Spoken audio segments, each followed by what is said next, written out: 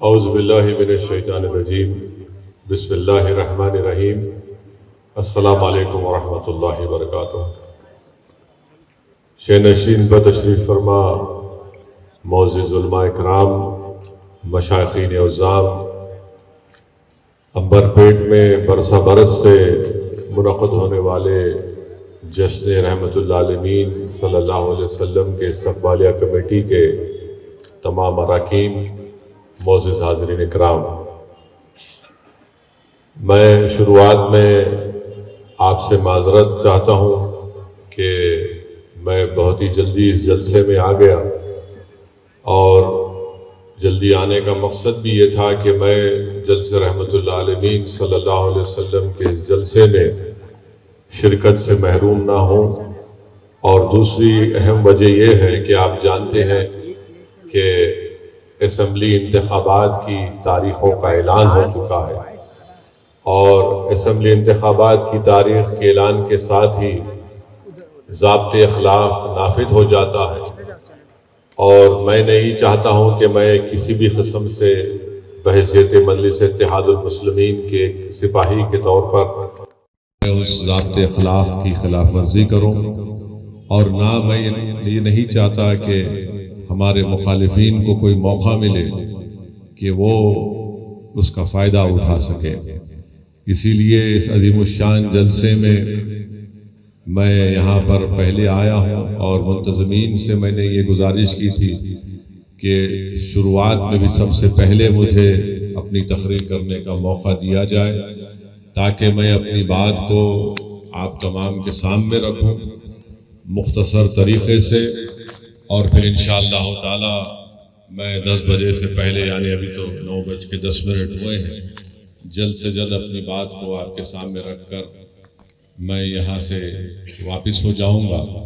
और मैं अपनी तकरीर में हरगिज़ ये नहीं कहूँगा कि आप किसको वोट दें, मैं ये भी नहीं कहूँगा कि आप किसको वोट ना दें, क्योंकि ये एक मजहबी जलसा है।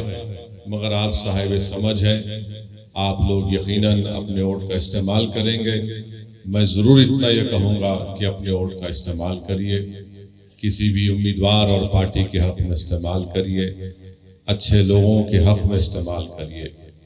मेरे अजीज़ दोस्तों और बुज़ुर्गों, आज आप और हम इस मुक़द्दस शब में नबी रहमत सल्लल्लाहु अलैहि वसल्लम की विलादत का जश्न मनाने के लिए जमा हुए हैं, जो अल्लाह के रसूल है और इनके जैसा कोई नहीं है।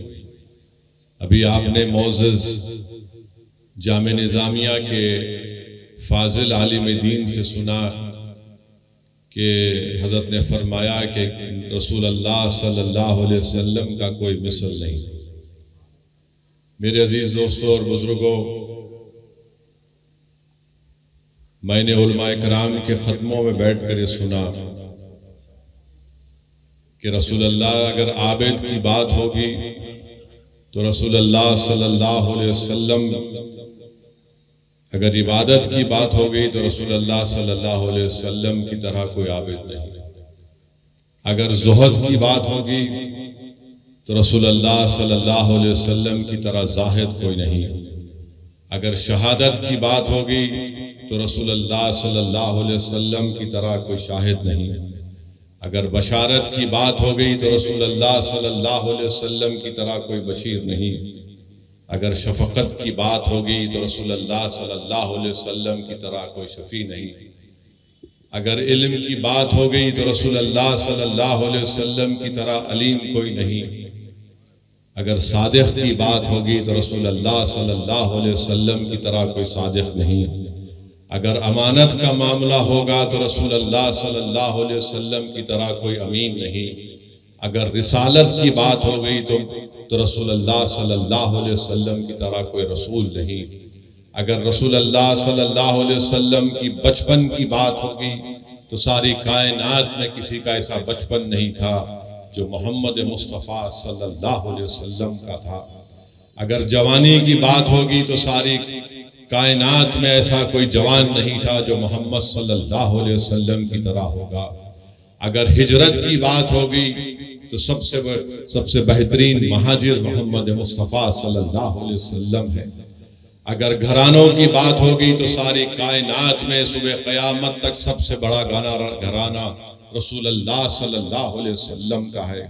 अगर रसूल अल्लाह सल्लल्लाहु अलैहि वसल्लम की बीवियों की बात हो गई तो अल्लाह कुरान में फरमा रहा है कि आप आम ख़वातीन की तरह नहीं है। अगर रसूल अल्लाह सल्लल्लाहु अलैहि वसल्लम की साहबजादी की बात होगी तो आका ने फरमाया कि मेरी साहबजादी जन्नत की शहजादी होगी। अगर नवासों की बात होगी तो रसूल अल्लाह सल्लल्लाहु अलैहि वसल्लम ने फरमाया कि मेरे नवासे जन्नत के सरदार होंगे। मेरे अजीज दोस्तों, जिस शहर में रसूल अल्लाह सल्लल्लाहु अलैहि वसल्लम की वलादत हुई वो मक्का की पाक सरजमीन, दुनिया में मक्का से पाक कोई सरजमीन नहीं। रसूल अल्लाह सल्लल्लाहु अलैहि वसल्लम की मस्जिद की बात होगी तो सारी कायनात में काबतुल्लाह के बाद रसूल अल्लाह सल्लल्लाहु अलैहि वसल्लम की मस्जिद नबवी है। अगर किताबों की बात होगी तो दुनिया में कायनात में कुरान करीम से बड़ी कोई किताब नहीं। अगर उम्मत की बात होगी तो रसूल अल्लाह सल्लल्लाहु अलैहि वसल्लम की उम्मत से बेहतरीन कोई उम्मत नहीं। मेरे अजीज दोस्तों और बुजुर्गों, रसूल अल्लाह सल्लल्लाहु अलैहि वसल्लम सिर्फ अल्लाह के नबी नहीं। अगर आप नबूवत को देखेंगे तो हजरत आदम अलैहिस्सलाम से लेकर हजरत ईसा अलैहिस्सलाम तक नबी, हर नबी है, मगर मेरे और आपके आका नबी और आखिर ज़मा है। मेरे और आपके आका नबियों के नबी हैं। मेरे और आपके आका मोहम्मद मुस्तफ़ा सल्लल्लाहु अलैहि वसल्लम हजरत आदम से पहले भी नबी थे और सुबह क़यामत तक कोई नबी आने वाला नहीं। मेरे अजीज दोस्तों और बुजुर्गों, इसीलिए अल्लाह के रसूल सल्लल्लाहु अलैहि वसल्लम ने इरशाद फरमाया कि अल्लाह ने मुझे सारी इंसानियत की तरफ नबी रसूल बनाकर भेजा। अगर आप उलमाए कराम के बसीरत अफरोज खिताबात को सुनेंगे तो अल्लाह सुब्हाना व तआला ने अपने नबियों को किसी एक इलाके के लिए, एक मुल्क की तरफ भेजा, मगर मोहम्मद मुस्तफ़ा सल्लल्लाहु अलैहि वसल्लम को अल्लाह ने सारी कायनात के लिए, सारी इंसानियत के लिए नबी बनाकर भेजा। मेरे अजीज दोस्तों और बुजुर्गों, मेरा नबी, आपका नबी किसी अरब और अजम का नबी नहीं। मेरा नबी किसी मगरिब या शुमाल या जुनूब का नबी नहीं। मेरे नबी की रिसालत, मेरे नबी की नबूवत हमागिरी है और आसमानों तक है। मेरा नबी इंसानों का नबी, मेरा नबी नबियों का नबी, मेरा नबी फरिश्तों का नबी। मेरे अजीज दोस्तों और बुजुर्गों, अल्लाह सुब्हानहू व तआला कुरान करीम में सूरह दुहा में फरमाता है कि ऐ मेरे महबूब, ऐ मेरे हबीब, हम आपको इतना देंगे कि आप राजी हो जाएंगे। उलमाए कराम ने फरमाया, उलमाए कराम के खिताबात को मैंने सुनकर आपके सामने कह रहा हूं कि कुरान करीम व दुहा में अल्लाह ने फरमाया कि ऐ मेरे हबीब, हम आपको इतना देंगे कि आप राजी हो जाएंगे।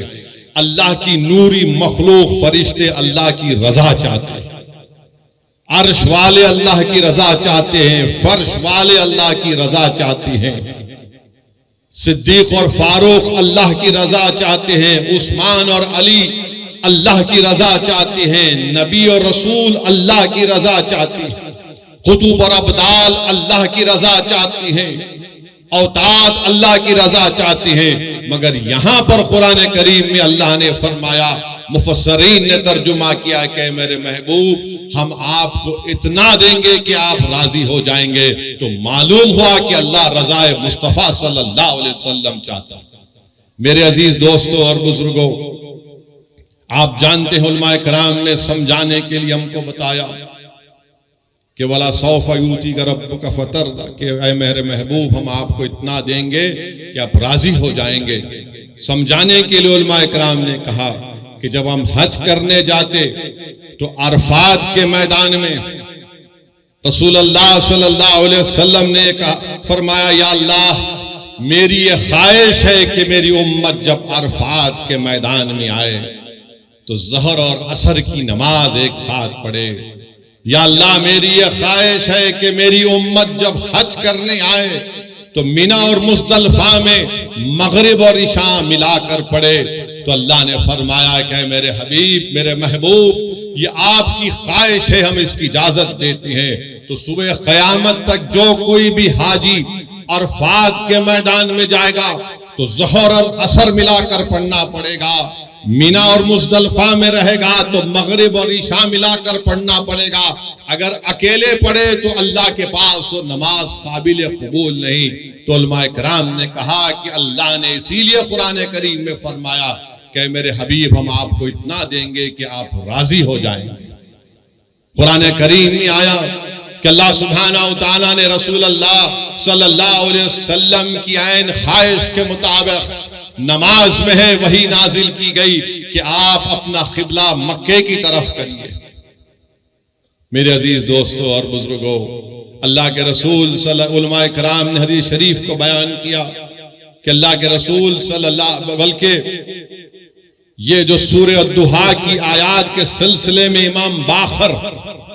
इमाम ज़ैनुल आबिदीन रज़ी अल्लाह ताला अन्हु के फर्जंद इमाम बाखर ने कहा कि मेरी नजर में कुरान करीम में सबसे उम्मीद अफजा अगर कोई आयत है तो यह है कि जिसमें अल्लाह ने फरमाया कि रे महबूब हम आपको इतना देंगे कि आप राजी हो जाएंगे। हजरत अली रज़ी अल्लाह ताला अन्हु से रिवायत है कि अल्लाह के रसूल सल्लल्लाहु अलैहि वसल्लम ने फरमाया कि हशर का मैदान होगा, हिसाब किताब होगा और मैं अल्लाह मुकाम महमूद पर होऊंगा और मैं सजदे में रहूंगा और अल्लाह फरमाएगा कि मेरे हबीब अपने सर को उठाइए और आप मांगिए। तो रसूल अल्लाह सल्लल्लाहु अलैहि वसल्लम अपनी हर उम्मती के लिए शिफात करेंगे। अल्लाह पूछेगा महबूब मेरे हबीब आप राजी हैं? आक़ाए दो आलम सल्लल्लाहु अलैहि वसल्लम फरमाएंगे नहीं मेरे रब मैं राजी नहीं हूं, मेरी उम्मती को जहन्नम से निकाल और उनको जन्नत में दाखिल कर दे। मेरे हदीस शरीफ में आया मेरे अजीज दोस्तों और बुजुर्गों, जो कोई भी दर रसूल पर आता वो खाली नहीं जाता था। हदीस शरीफ में आया कि अल्लाह के रसूल सल्लल्लाहु अलैहि वसल्लम ने कभी भी अपनी जबान मुबारक से ला नहीं कहा। ला का माने अरबिक में उलमा बोलेंगे कि नहीं, सिवाय कलमे शहादत को पढ़ने के लिए। हजरत रबिया रज़ी अल्लाह तआला अन्हु रसूल अल्लाह सल्लल्लाहु अलैहि वसल्लम ने फरमाया कि पूछो क्या चाहते मांगते हो। उन्होंने अर्ज़ किया रसूलुल्लाह सल्लल्लाहु अलैहि वसल्लम जन्नत में आपकी रफाकत चाहता हूं। आका ने फरमाया कि तुमको जन्नत में रफाकत मिलेगी। हजरत क़तादा रज़ी अल्लाह तआला अन्हु जंग में है, जिहाद में है, आंख फूट जाती है, रहमतुल आलमीन सल्लल्लाहु अलैहि वसल्लम के पास आकर कहते या रसूलल्लाह सल्लल्लाहु अलैहि वसल्लम मेरी आंख को ठीक कर दीजिए। रहमतुल आलमीन सल्लल्लाहु अलैहि वसल्लम फरमाते हैं कि क्या तू जन्नत नहीं तलब करेगा? हजरत क़तादा रज़ी अल्लाह तआला अन्हु फरमाते या रसूलल्लाह मैंने आंख तलब की है, आप आंख दे दीजिए और आप मुझे भीख में जन्नत को अता कर दीजिए। मेरे अजीज दोस्तों और बुजुर्गों, क्योंकि वक्त बहुत कम है, जैसा कि मैंने आपसे कहा, क्योंकि ज़ाब्ते अखलाक का कानून नाफिज है, मैं किसी को भी मौका नहीं देना चाहता हूं, क्योंकि अल्हम्दुलिल्लाह मेरे काफी दुश्मन हैं, रोज बरोज बढ़ते रहते हैं, हर तकरीर को सुनते हैं बेचारे, तो मैं उनको भी मौका नहीं देना चाह रहा हूं और एडमिनिस्ट्रेशन भी जानता है। मैं सिर्फ आखिर में आपसे इतना ही कहूंगा मेरे अजीज दोस्तों और बुजुर्गों, जो कुछ गाजा में हो रहा है, जो कुछ गाजा में हो रहा है मेरे अजीज दोस्तों और बुजुर्गों, अपने सीनों पर हाथ रखकर सोचो। अपनी औलाद अगर सामने है तो उनको देखकर अपने दिमागों पर जोर डालकर सोचो कि गाजा में खून रेजी हो रही है, गाजा में नस्ल कशी हो रही है, गाजा में मीडिया ने रिपोर्ट किया कि 6 दिन के अंदर 6000 बम ज़ायनिस्ट ताकतें बरसाई हैं। इजराइल गाजा में एक छोटी सी जगह है, गाजा 20-21 लाख की, 6 दिन में 6000 बम गाजा पर गिराए गए हैं। और वही जब आईसिस से मुकाबला कर रहे थे पूरे ममालिक, ये पूरा आईसिस कोएलिशन के नाम से था, तो वो लोग 1 महीने में 2500 बम आईसिस पर गिराए थे और गाजा में 6 दिन में 6000 बम गिराए गए। आप अंदाजा लगाओ, अगर यहां पर कोई 10 मिनट तक सिर्फ पटाखे फोड़ना शुरू कर देगा तो आप 2-3 मिनट के बाद बोलेंगे कि भाई बड़ी बेचैनी हो रही है, बस करो। सोचो थोड़ी देर के लिए कि 6 दिन में 6000 बम ये जालिम इस्राएली हुकूमत गाजा पर बरसाती है। 6 दिन में 21 लाख की आबादी है, 10 लाख लोग बेघर हो चुके हैं, 10 लाख लोग बेघर हो चुके हैं। और वो जालिम हुकूमत कह रही है कि तुम अब नॉर्थ गाजा से साउथ गाजा की तरफ चले जाओ। लोग बसों में जा रहे थे तो कल बसों पर बम डाल दिया गया। आज मालूम हुआ, अखबारात और मीडिया कहता है कि गाजा में 1537 फलस्तीनियों की जानें चली गई, जिसमें 500 बच्चे थे, 275 खवातीन हैं, 6612 जख्मी हैं। ये सिर्फ 6 दिन की बात कर रहा हूं मैं आपसे। और ये दुनिया जो बड़ी ह्यूमन राइट्स की बात करती है, ये दुनिया जो बड़े फंडामेंटल राइट्स की बात करती है, हुकूक की बात करती है, आज ये बड़े बड़े ममालिक आज खामोश बैठे हैं, गूंगे हो चुके हैं, अंधे बन चुके हैं, बहरे बन चुके हैं कि जिस सरजमीन के पास कुछ नहीं है, आज आपने वहां पर 6 दिन में 6000 बम बरसाए, 1537 लोगों की जानें चली गई, 500 मासूम बच्चे, 275 खवातीन की मौत और 6612 लोग जख्मी है। पीने का पानी नहीं है 20 लाख 21 लाख लोगों के पास। अगर आपके पास 2 दिन पानी खराब आया तो आप 25 फोन करते अपने सियासी नुमाइंदों को, मंजलिस के जिम्मेदारों को कि आके देखो जरा पानी पी के बताओ। पीने को पानी नहीं है मेरे भाई, खाने को खाना नहीं है गाजा के लोगों के पास, अस्पताल में दवाएं खत्म हो चुकी हैं, ऑक्सीजन तो दूर की बात। और ये जालिम, ये ज़ायनिस्ट लोग कहती हैं गाजा के लोगों से कि तुम नॉर्थ गाजा से निकलकर साउथ गाजा में चले जाओ। पूरी बिल्डिंगें बर्बाद, बेघर हो चुके हैं। हम नजारे देख रहे हैं कि 10-11 साल का बच्चा जख्मी है, बाप जख्मी है, बजाय बाप अपने बेटे को हिम्मत दिलाए 12 साल का बच्चा कह रहा है कि अब्बा रोना बंद करो, मैं अच्छा हूं। बिल्डिंग गिरी हुई है, बिल्डिंग के मलबे से लाशें निकल रही हैं, मासूम बच्चों को निकाला जा रहा है, मगर दुनिया खामोश है। दुनिया खामोश है जो बड़ी बड़ी बातें करते हैं ये दौलतमंद ममालिक, क्योंकि मरने वाला फलस्तीनी है। यकीनन जो तशद्दुद होगा, वायलेंस होगा, हम कंडेम करते हैं उसको, चाहे कोई भी करो, वायलेंस रास्ता नहीं है। मगर ये बताओ ये कौन से वायलेंस है? ये तो नस्ल कशी है, ये तो आप उनको खत्म कर रहे हैं, आप उनको बिल्कुल खत्म, सफ़े हस्ती से मिटाना चाहते हैं, जिसको अंग्रेजी में कहते हैं एथनिक क्लेंसिंग हो रहा है फलस्तीनियों का। आप, मैं बताना चाहूंगा आपको कि 2016 साल से गाजा में महासिरा है, 16 साल से। कोई बाहर जाना है तो उसको परमिशन, कोई अंदर आना है तो उसको इजाजत लेना पड़ता है। आपने देखा ना कोविड में क्या हुआ था, कोविड में क्या हुआ था कि कोविड में बगैर पास के नहीं कोई नहीं निकल सकता था। 16 साल से फलस्तीनियों को उस तरह का बर्ताव किया जा रहा है। पीने का पानी नहीं है, लाइट उनकी बंद कर दी गई क्योंकि इजराइल के पास से बिजली आती है। 16 साल से महासरे में है। अरे समंदर है, मच्छी नहीं पकड़ने देते ये ज़ायनिस्ट लोग। और उस 21 लाख में 50% आबादी 18 साल की, 20 साल के नौजवानों की है। और आपको जानकर तकलीफ होगी कि 2008 से 6407 फलस्तीनियों को ज़ायनिस्ट लोग मार दिए, जिसमें से 18 साल के कम उम्र 1437 बच्चे थे। और अब इजराइल एक फास्फोरस चीज आती उसको उसका बम गिरा रहा है, यानी जब वो गिरता है तो बिल्डिंग को पिघला देता है, अगर जिस्म पर गिरता है तो चमड़ी से हड्डी को गला देता है। यह जुल्म गाजा के लोगों पर किया जा रहा है और अमेरिका, बर्तानिया, ये यूरोप, ये फ्रांस जब बड़ी बड़ी बातें करते हैं, आज गूंगे बनकर बैठे कि मासूम लोगों को, अरे 80 साल से लड़ रहे हैं अपनी फलस्तीन और मस्जिद अक्सा और बैतुल मुकद्दस के लिए। मेरे अजीज दोस्तों और बुजुर्गों, ये बात कहना जरूरी था।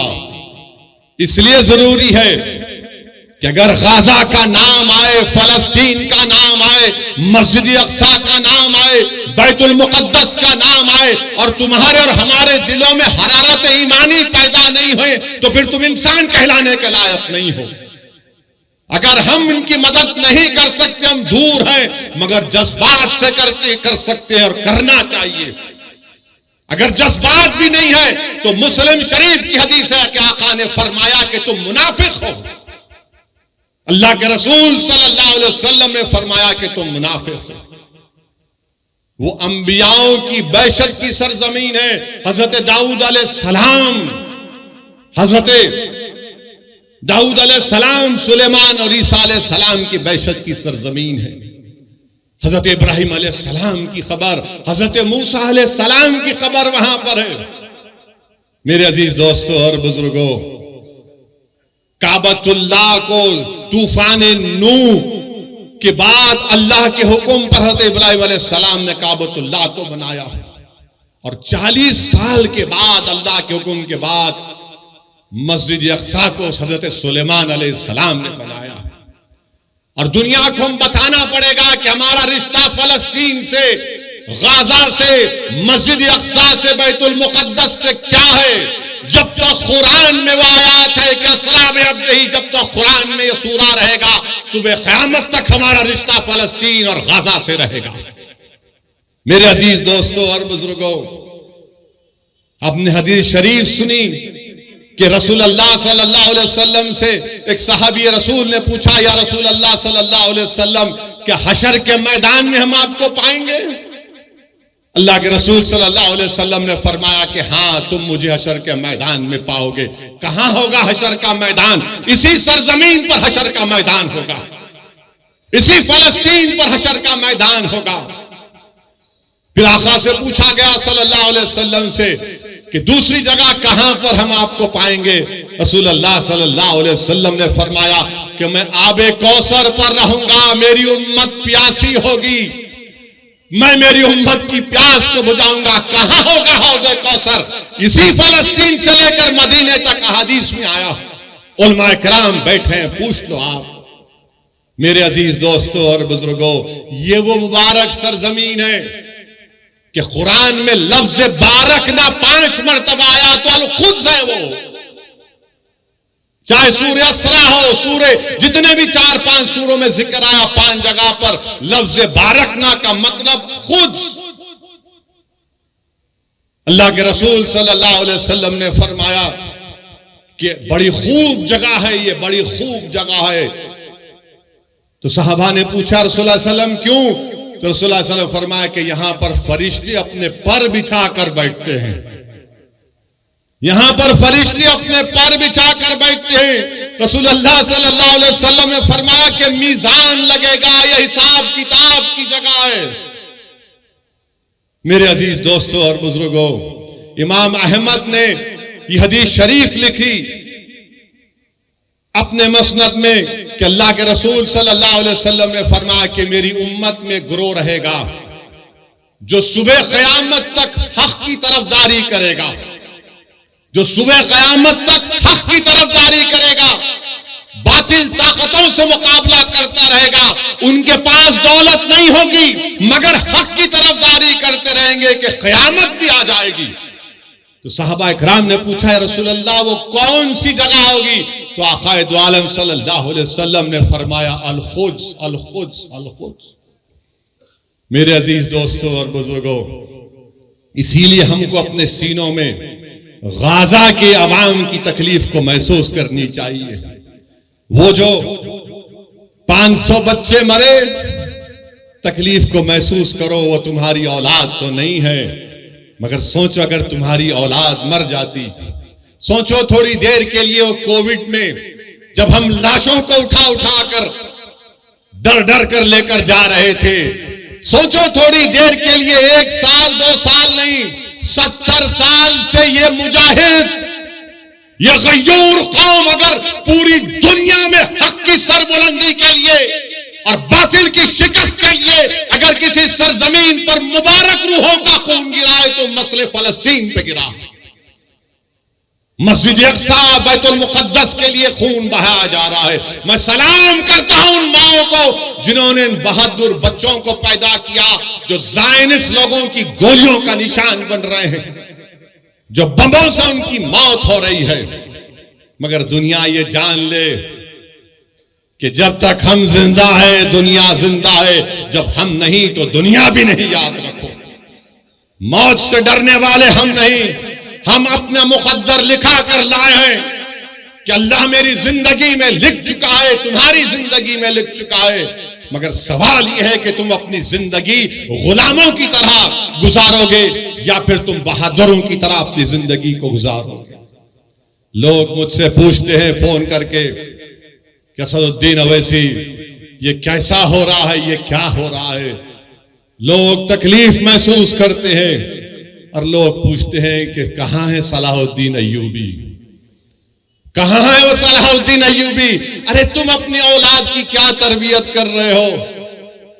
कहां से सलाहुद्दीन पैदा होगा जब बाप अपनी औलाद के सामने अपनी मां की बेइज्जती करेगा? कहां से सलाहुद्दीन आएगा जब तुम बेटे के सामने, औलाद के सामने अपनी बीवी से गलत बर्ताव करते हो? कहां से सलाहुद्दीन आएगा जब नौजवान गुनाह करते हैं, जिना करते हैं? कहां से सलाहुद्दीन आएगा जब तुम जिना करते हो? कहां से सलाहुद्दीन आएगा जब तुम अपने ही हाथ से अपने भाई का कत्ल करते हो? कहां से सलाहुद्दीन पैदा होगा जब हमारी बेटियां गुनाह करती हैं? सलाहुद्दीन कैसे पैदा होगा?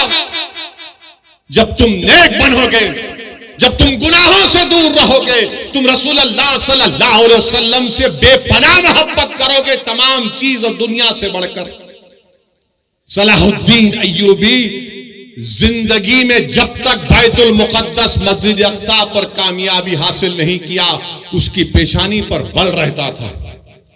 बास जगह मैंने पढ़ा कि सलाहुद्दीन अय्यूबी जब तक फलस्तीन पर कामयाबी हासिल नहीं किया वो मुस्कुराता नहीं था। लोग उससे बोलते थे, सलाहुद्दीन तुम मुस्कुराते क्यों नहीं हो, तुम्हारी पेशानी पर बल क्यों नहीं आता? तो सलाहुद्दीन कहता था कि क़िबले अव्वल हमारा रहा है। 17 साल रसूलुल्लाह सल्लल्लाहु अलैहि वसल्लम ने क़िबला बनाया, वो जगह जहां पर आका दो आलम सल्लल्लाहु अलैहि वसल्लम जमीन से आसमानों पर अल्लाह का जाकर दीदार करे, उस जगह पर जब तक हम कामयाबी हासिल नहीं करते, सलाहुद्दीन कैसे मुस्कुराएगा? सलाहुद्दीन के पेशानी से बल कैसे जाएगा जब क़िबले अव्वल मेरे साथ नहीं है? मेरे अजीज दोस्तों, बुजुर्गों, नौजवानों, तुम आज आराम से हैदराबाद में बैठे हो, तुम्हारे घरों पर बम नहीं गिर रहे हैं, तुम्हारे भाइयों का कत्ल नहीं हो रहा है, तुम बेघर नहीं हुए हो अल्हम्दुलिल्लाह। मगर गाजा के गरीब लोग 21 लाख की आबादी में 10 लाख बेघर हो चुके हैं। और ये जालिम इजरायली हुकूमत चाहती है कि इन तमाम गाजा के लोगों को खाली करा दिया जाए और उसको सिक्योरिटी जोन बनाकर इनको सीनाई के सहरा में ले जाकर छोड़ दिया जाए। कोई दुनिया खामोश है, सन्नाटा है। अरे जिसने मारे उनको देखो, मगर इन गाजा के गरीबों ने तुम्हारा क्या बिगाड़ा था? मीडिया में एक तरफा रिपोर्टिंग कि ऐसा हुआ, वैसा हुआ, फुला हुआ। अरे कभी तुमने देखा 70 साल से इजराइल ऑक्यूपायर है, इजराइल ऑक्यूपायर है, फलस्तीन ऑक्यूपाइड टेरिटरी है। ऑक्यूपेशन तुमको नहीं दिखता, जुल्म तुमको नहीं दिखता। बताओ, जिसके पास कमजोर है, जालिम जुल्म कर रहा है तो जालिम का साथ दिया जा रहा है, और जिसको बेघर कर दिया गया। आपको मालूम कब मसला पैदा हुआ? 1918 में। समझाने के लिए कह रहा हूं नौजवानों, जब तुम अब बड़े हो गए, ये मुस्तकबिल तुम्हारा है नौजवानों। 1918 में यही ज़ायनिस्ट लोग वहां पर गए, बरतानिया से साजबाज किया, और 1918 से फलस्तीनियों को भगाने का प्रोग्राम बनाया।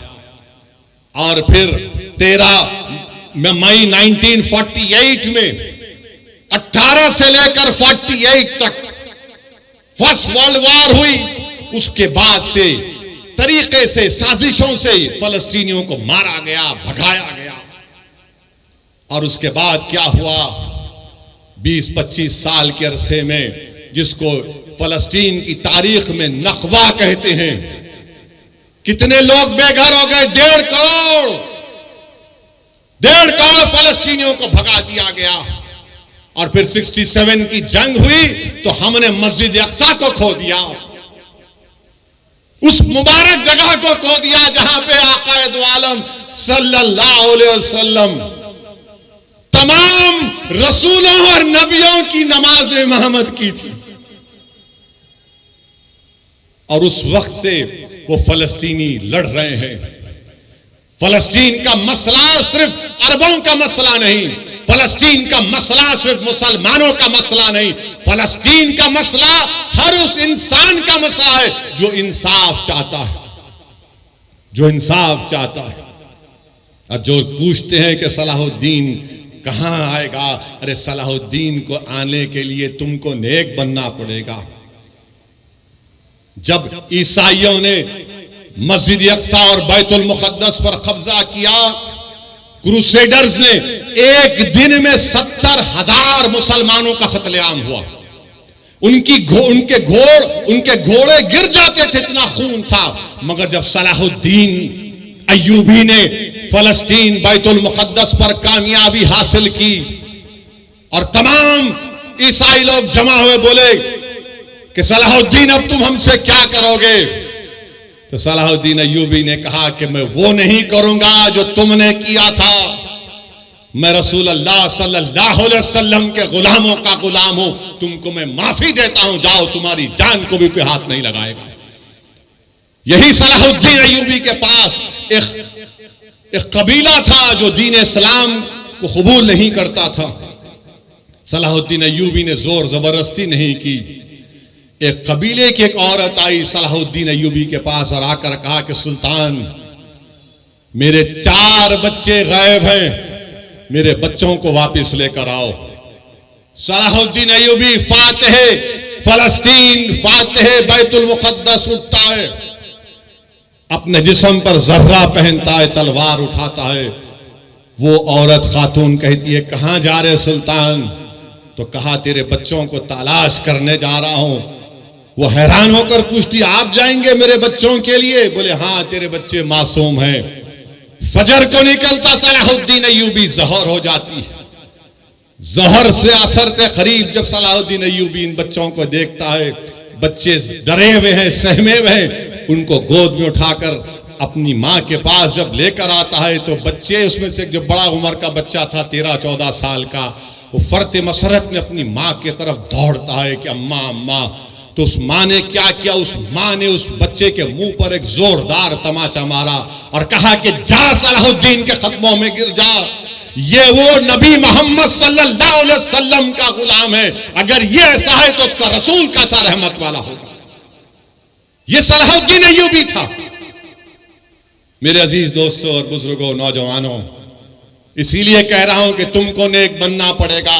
और याद रखो इस बात को, जब तुर्कों की हुकूमत थी, सल्तनत उस्मानिया की हुकूमत थी, तुम्हारा ख्याल यह है कि तुम्हारा मिजाज ये है कि तुम अपने फोनों पर, टीवी पर अर्तुगरुल देखकर खुश हो जाते, तुम उस्मान का सीरियल देखकर खुश हो जाते।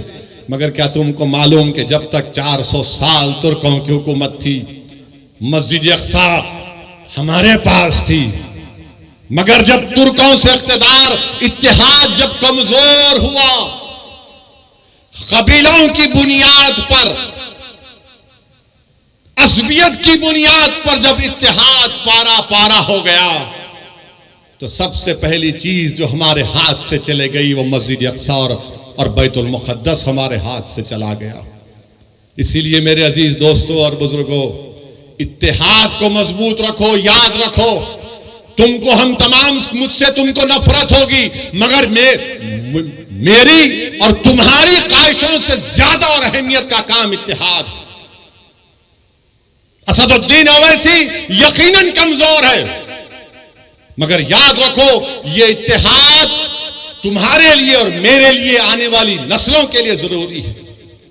हमने इत्तेहाद को खोया तो मस्जिद अक्सा निकल गई हमारे हाथ से, मस्जिद अक्सा हमारे हाथ से निकल गई। तो इत्तेहाद को मजबूत रखो।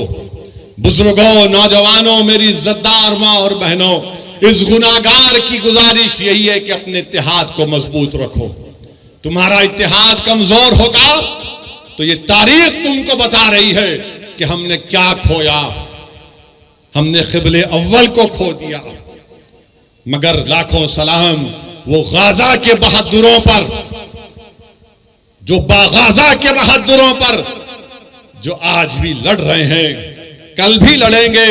मगर हम हमारे वजीर आजम से कहना चाहेंगे कि मोदी जी रोको जो गाजा में जुल्म हो रहा है फलस्तीनियों पर। आपने कहा कि India stands in solidarity with the Palestinian people, तो सॉलिडारिटी दिखाओ। रोको उन लोगों को। 21 लाख में से 10 लाख लोग बेघर हो चुके हैं। वो शैतान नेतन्याहू जालिम है, वॉर क्रिमिनल है, वो जो ढकेल रहा है फलस्तीनियों को, ढकेल रहा है कि घरों को बर्बाद, 6000 बम गिराए गए। हम भारत के वजीर आजम को बताना चाह रहे कि महात्मा गांधी ने क्या कहा था। गांधी ने कहा था कि ये फलस्तीन अरबों का है।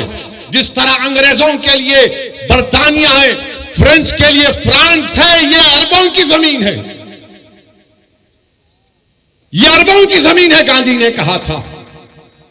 मगर अफसोस की बात यह है कि आज हमारी हुकूमत खामोश बैठी हुई है। क्यों खामोश बैठी हुई है?